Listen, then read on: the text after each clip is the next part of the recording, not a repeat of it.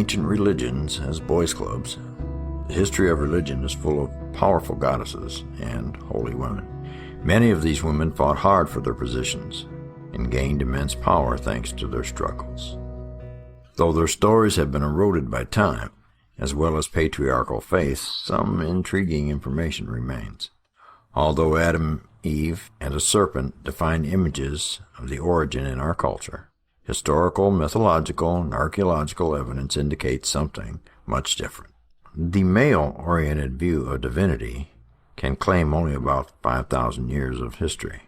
What about the goddess worship? Some say as far back as 30,000 BCE.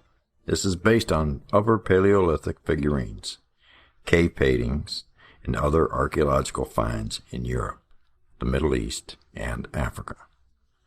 The goddess would have been thought as the original creator, since this makes sense as a female role, and as patroness of sex and reproduction. These early social and religious structures, when acknowledged to have existed, have traditionally been dismissed as fertility cults. Now, the serpent of Genesis was a deity in its own right, revered in the Levant for at least 7,000 years before Genesis was written. Trees and gardens were involved in these early religions also, with no associations concerning guilt, sin, disobedience, or unpleasantness. In ancient myths, the female deity was often symbolized as a serpent or a dragon. The picture of the cobra, as symbol of the mystic insight and wisdom, is used as a hieroglyphic sign signifying a goddess, and it precedes the name of any goddess in Egyptian writing. So what happened? How did the shift to male deities occur? Including the so-called Big Discovery, which assumes that the ancients were in awe of reproduction. Aren't we all? Hebrew and Aramaic terms for magic. Magic had a lot to do with reproduction. But eventually, people came to realize men's roles in reproduction.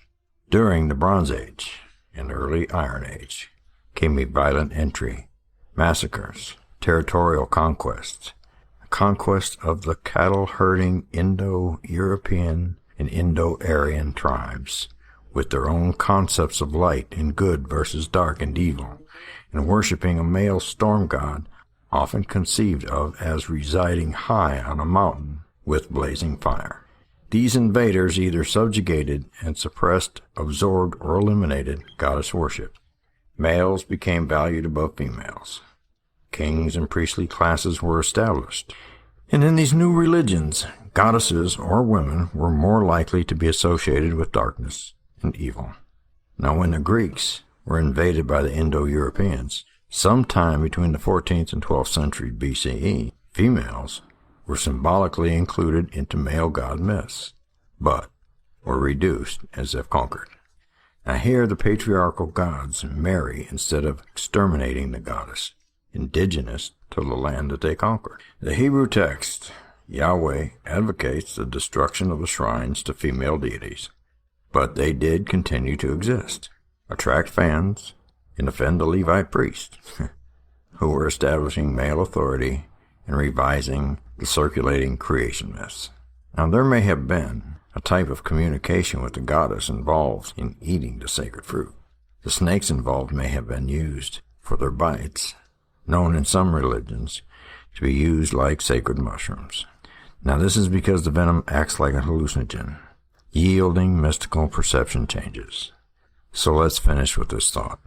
In Hindu scripture, the Old Testament, and many more sacred texts, God is frequently referred to as having both masculine and feminine aspects.